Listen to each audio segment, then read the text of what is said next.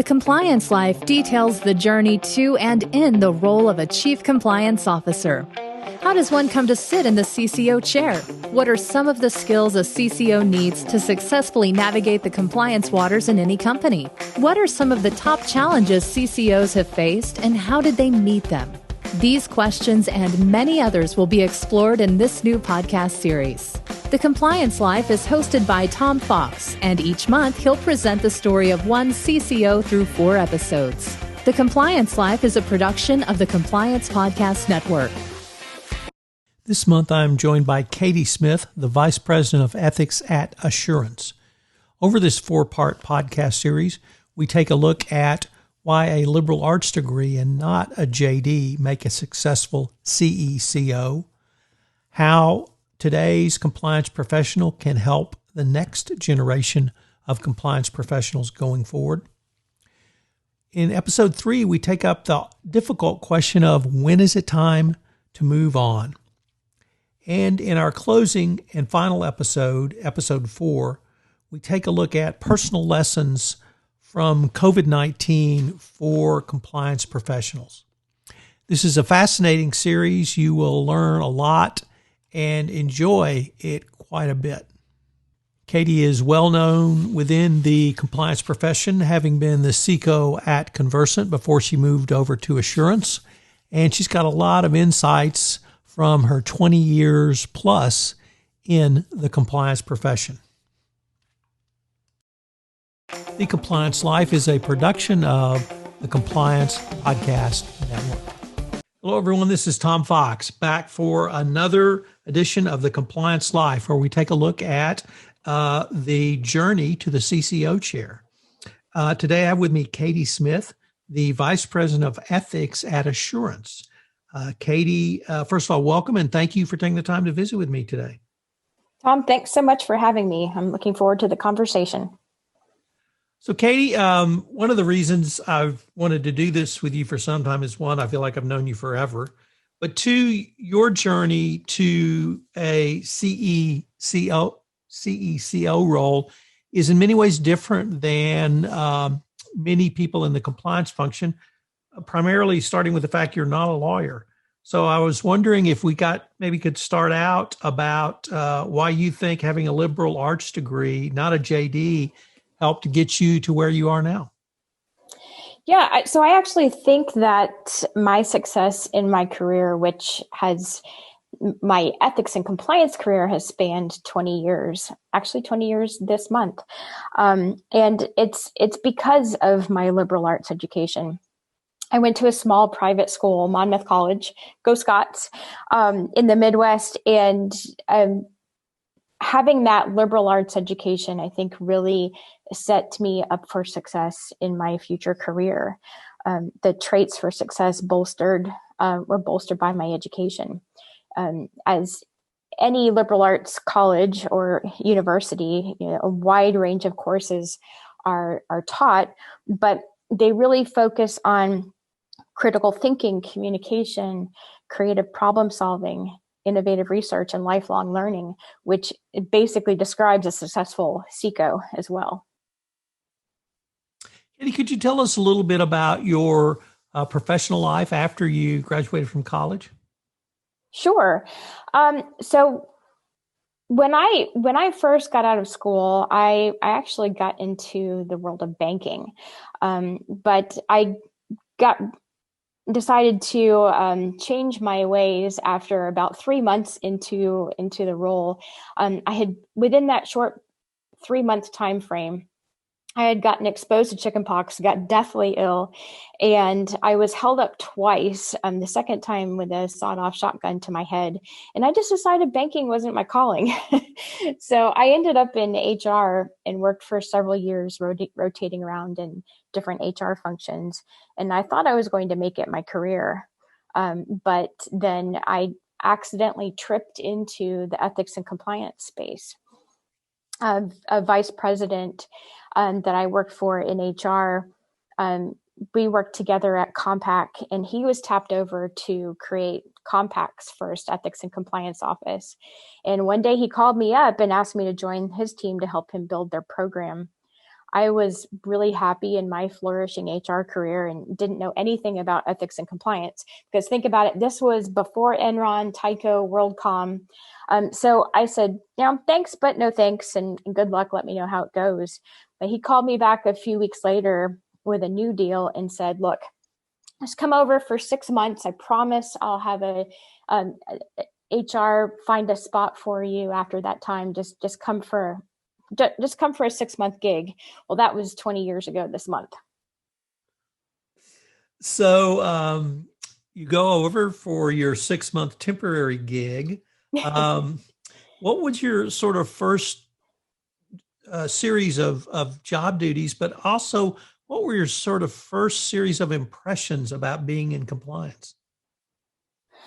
Well, my first few job duties in ethics and compliance were, I had to do a lot of, at that time, way back then, the team, one of the things that we did was internet filtering. So our team was the one that had to approve any website that an employee wanted to go to that had been blocked by the internet filtering software. Well, let me just say I got quite an education in those first few months, because there are things that I just can't unsee. When you start clicking down into various links into a web page to see if it should be approved or not, there's some really dark things on the web. But most of my work started out more from a programmatic perspective. What could we do from a training and awareness perspective, employee engagement? And so that was my focus, was drafting communications, PowerPoint decks for the elevator speech, and really trying to raise awareness within the company. Because again, this was a new function. So we were starting from scratch. But at the time, there really weren't many ethics and compliance programs out there. So we were kind of learning as we went. So it was an interesting time to be in ethics and compliance. Katie, how did you feel like your professional background in human resources helped you initially when you moved over to the compliance function? I think it absolutely did. It gave me a different perspective on the dynamics between employees and their leaders and their management chain, and that natural tension that can happen, especially when there's an conflict of interest or some kind of ethical decision that needs to be made within the business. HR really comes from that space of compassion and building up employees and teams from an engagement perspective, and building relationships. And those are all really critical for a successful ethics and compliance program as well. So helping to understand how the business worked. One of the key cornerstones of a successful HR program is having the HR folks embedded in the business so that they understand the business, and so that they can coach the managers on their business decisions and how to support their employees.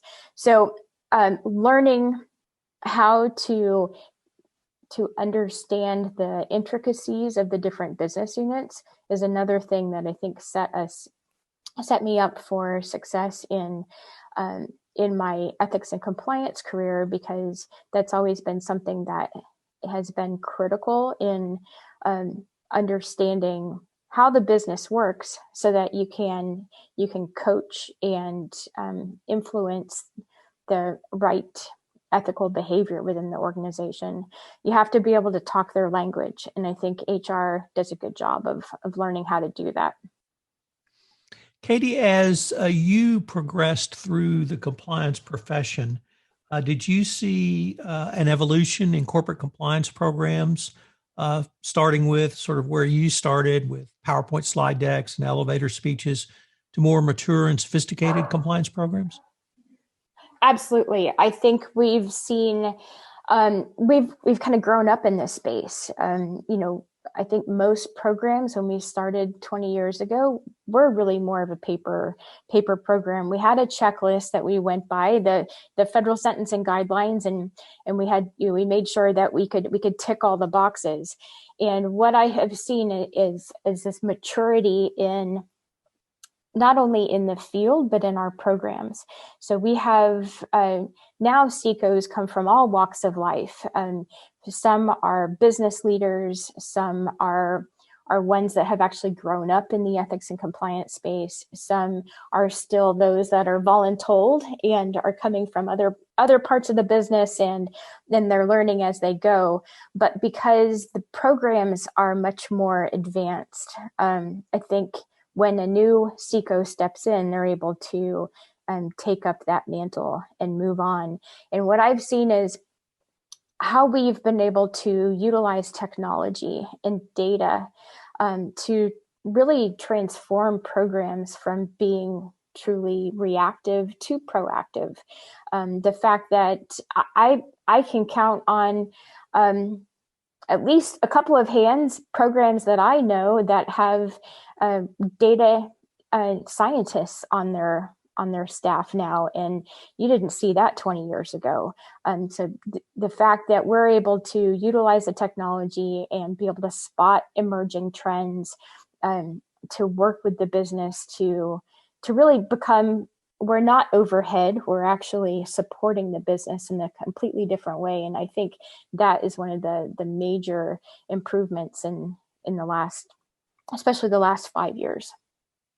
Katie, have you seen an evolution and or maturity in the way the business, corporate leaders, senior executives, and even boards of directors think about a CCO and the compliance function as well?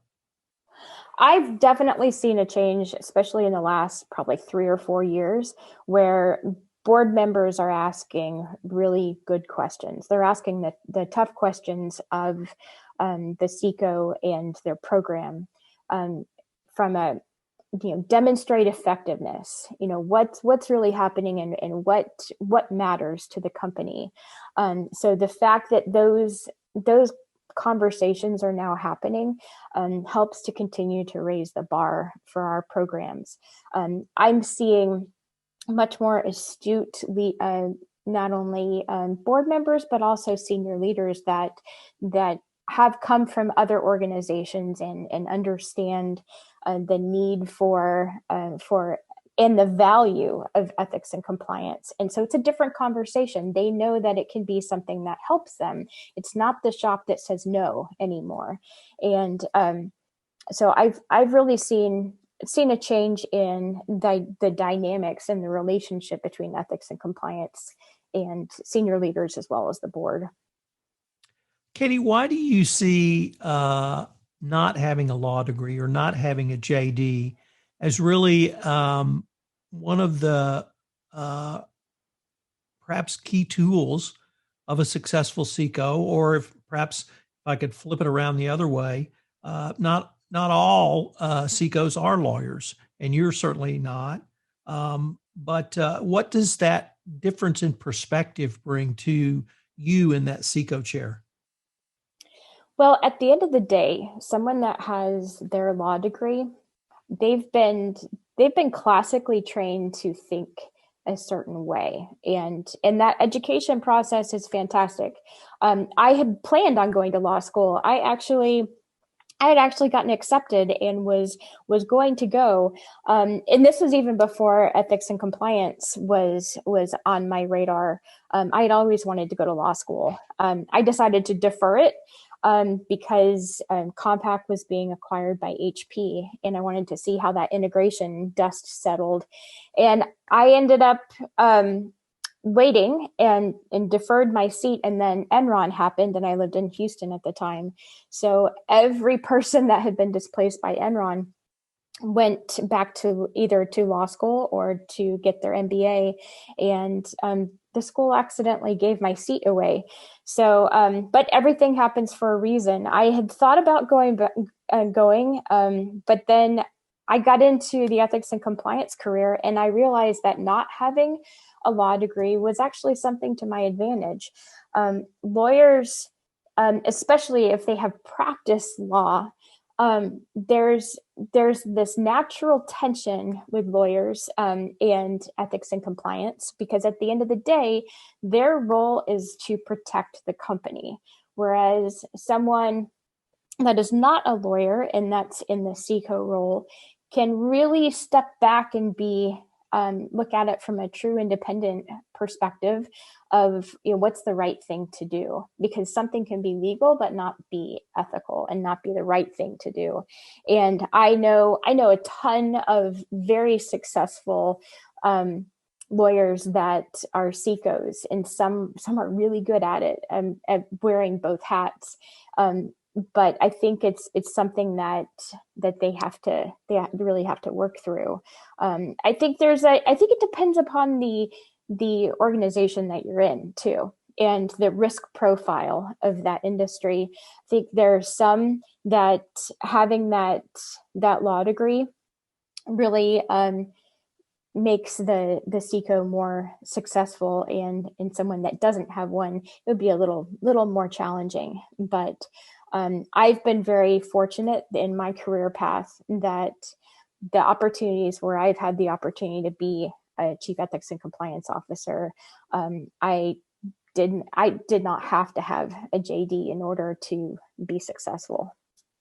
Katie, unfortunately, we are near the end of our time for this episode, but I look forward to continuing the conversation. All right. Thanks so much, Tom. Hello, everyone. This is Tom Fox again. I'd like to thank you for listening to this episode of The Compliance Life. I hope you will join me again next week, where I have Katie back for another episode on her journey to the CCO role and sitting in the CCO chair.